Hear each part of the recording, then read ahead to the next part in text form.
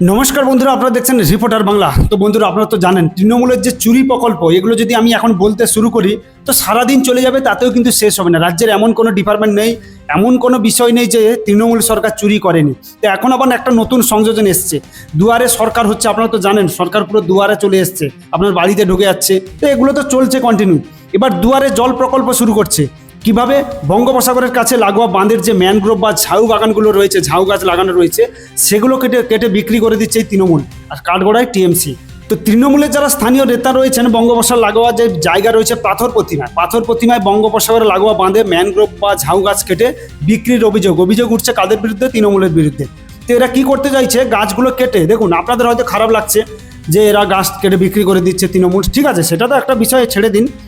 তো এরা চাইছে বঙ্গোপসাগর থেকে ডাইরেক্ট জল আপনার বাড়িতে পাঠাবে, মানে প্রত্যেকের বাড়িতে, পুরো রাজ্যবাসী কিন্তু আর কোথাও যেতে হবে না, আপনি বাড়িতেই বসে থাকবেন, সেখানে জল চলে আসবে। দেখুন, বঙ্গোপসাগরের কাছে যদি ম্যানগ্রোভ বা ঝাউ গাছগুলো কেটে দেওয়া হয়, তাহলে পরপর কী হবে? নদীর মানে বঙ্গোপসাগরের যে পাড় রয়েছে সেগুলো আস্তে আস্তে করে ধস হতে হতে তো জল তো আপনার বাড়িতে চলে আসবে।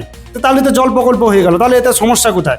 মানে এটাই হচ্ছে বর্তমান দিনে তৃণমূলের স্ট্র্যাটেজি। এরা খুব ভালোভাবে পদ্ধতিগতভাবে এরা সিস্টেম এমনভাবে বানিয়েছে যে জল প্রকল্প আমি মাটির নিচ দিয়ে পাইপ নিয়ে যাব, অমুক বাড়িতে দেবো, তুমুক বাড়িতে দেবো, এত কিছু করার কি দরকার আছে?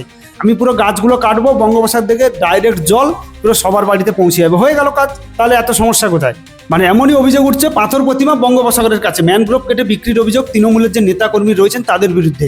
গাছ কাটাকে আটকে রেখে বিক্ষোভ গ্রামবাসীদের। বন দপ্তরের কাছেও কিন্তু অভিযোগ যায়, কিন্তু বন দপ্তর কাদের হাতে? তো সরকারের হাতে।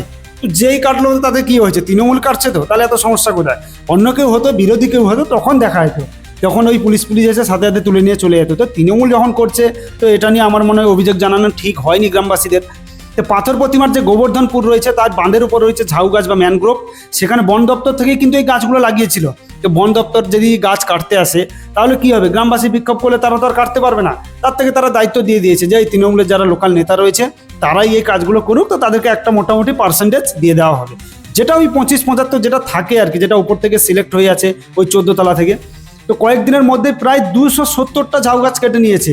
মানে চিন্তা করতে পারছেন? সমুদ্রের ধারে গাছ লাগানো হয় কিসের জন্য? যাতে সে মাটিটা ধরে রাখতে পারে, যাতে বাঁধ না ধসে যায়, যাতে মানে কোনো সমস্যা না হয়, এলাকা যাতে জল না ঢোকে। আর এরা কি করছে? ঝাউ গাছগুলো কেটে জল প্রকল্প শুরু করছে। তৃণমূলের স্থানীয় নেতা কর্মী ও বন সুরক্ষার দায়িত্বে থাকা কর্মীরা এই কাজ করেছেন দাবি করছেন স্থানীয়রা। দোষীদের কঠোর শাস্তি দেওয়ার দাবি করছে গ্রামবাসীরা। এরা পাগল নাকি? এরা জানে তৃণমূল সরকার আজ পর্যন্ত কাউকে শাস্তি দেয়? তাহলে ধর্ষণ পর্যন্ত করে দিচ্ছে, তাকে পদে রেখে দিচ্ছে। চাকরি চুরি করছে, সে রয়েছে বড় বড় পদে, আর গ্রামবাসীরা এই সামান্য গাছ কাটার জন্য বলছে কি কঠোর শাস্তি। হ্যাঁ, সত্যি এরা কি করে বলতে পারে এই কথাগুলো? যাই হোক, তৃণমূলে যারা করেছেন আমি আপনাদের সাপোর্টে আছি, আপনারা কাজ চালিয়ে যান। শুধু এই 270টা নয়, 270 লাখ গাছ কাটতে হবে কয়েকদিনের মধ্যে। তার কারণ সামনে কিন্তু বিধানসভা ভোট রয়েছে, তো টাকা তো আপনাদেরকে তুলতে হবে। যদিও প্রচুর টাকা উঠে গেছে রিসেন্ট পরীক্ষা থেকে, তো আপনাদেরও একটা দায়িত্ব থাকলো, আপনারা নদীর ধার দেখুন, নদী সমুদ্রের ধারে যে বড় বড় গাছগুলো রয়েছে কেটে দিন। ও কে কি বললো কিছু যায় আসে না, আমি আপনাদের সাপোর্টে আছি। কেউ কিছু বলতে হলে আপনি আমার নাম বলবেন, ঠিক আছে? বলবেন যে অমুক লোক বলেছে, আর তার কথাতেই আমরা গাছগুলো কাটছি। তো আপনারা করুন, কোনো চাপ নেই। দিদি আছে, দিদি যতক্ষণ 14 তলায় আছে আপনারা 13 তলা পর্যন্ত সাফ করে দিন, 14 তলা নিচ পর্যন্ত যা আছে পুরো সাফ করে দিন, কোনো চাপ নেওয়ার দরকার নেই।